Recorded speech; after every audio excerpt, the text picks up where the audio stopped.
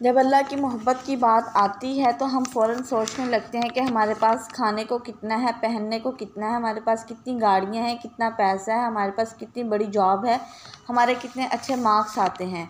काफ़िरों के पास भी तो यही होता है। तो इसका मतलब ये है कि अल्लाह उनसे राज़ी है, अल्लाह को उनसे मोहब्बत है या नहीं।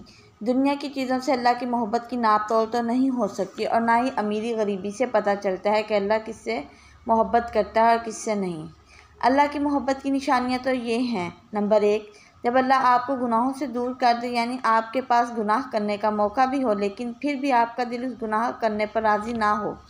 आपके सामने शैतान गुनाह का दरवाज़ा खोल दे लेकिन आपका उस दरवाज़े में कदम रखने को जी ना चाहे। फ़र्क ये सोच कर के अल्लाह को ये पसंद नहीं और मेरा अल्लाह मेरे इस काम से नाराज़ होगा। अल्लाह की मोहब्बत इंसान को बेहतर और बाकिरदार बना देती है।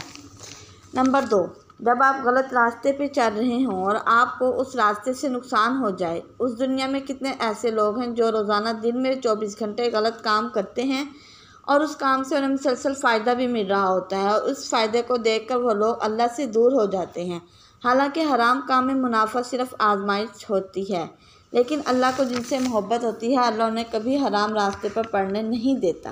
नंबर 3, जब गुनाह हो जाने के बाद आपका ज़मीर और दिल आपको मलामत करे। अल्लाह की तमाम नेमतों में से बड़ी नेमत गुनाह का एहसास दिलाना है, और तौफ़ीक में सबसे बड़ी तौफ़ीक तौबा की ही तौफ़ीक है।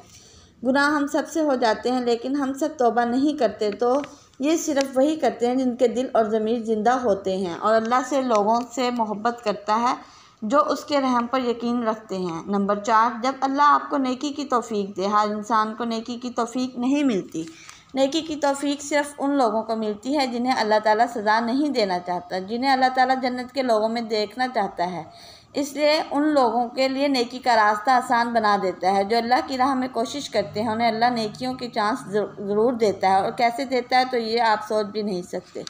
नंबर 5, जब वसाइल ना होने के बावजूद भी आप ज़रूरियात पूरी होने लगें, अल्लाह जिनसे मोहब्बत करता है उन्हें ज़रूर आज़माता है, लेकिन फिर अल्लाह उनके लिए ख़ुद वही वसीले बनाकर भेजता है। अक्सर ऐसा होता है कि किसी चीज़ की शिद्दत से ज़रूरत होती है और उस चीज़ को हासिल करने के लिए हमारे पास पैसे या ज़रिया भी नहीं होते, लेकिन फिर भी पता नहीं किधर से अल्लाह हमें वो चीज़ ला कर दे देता है। तो ये अल्लाह की हमारे लिए मोहब्बत है।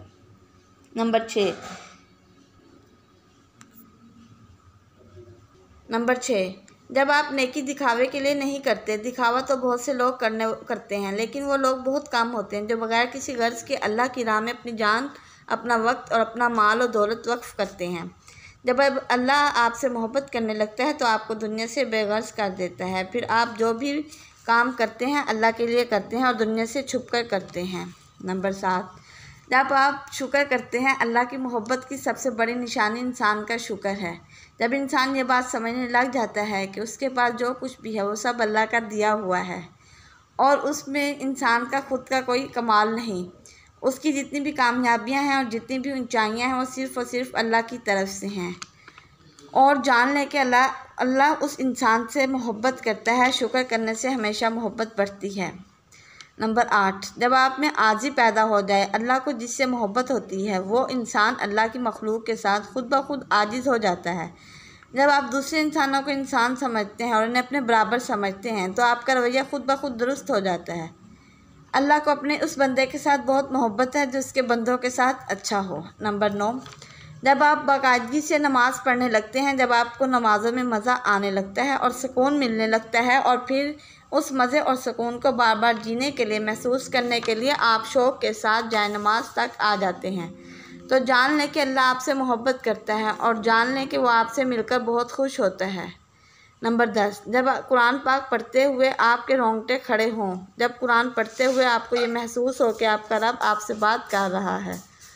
जब कुरान पढ़ते हुए आपको ऐसा लगे कि जो आयत आप पढ़ रहे हैं वो ख़ास आपके लिए लिखी है। जब कुरान को पढ़कर आपका दिल रोने लगे, जब कुरान पढ़कर आपकी रूह तड़पने लगे, तो जान लें आप अल्लाह से मोहब्बत करते हैं। तभी आप उसके सामने एक मज़बूत कनेक्शन को महसूस कर रहे हैं।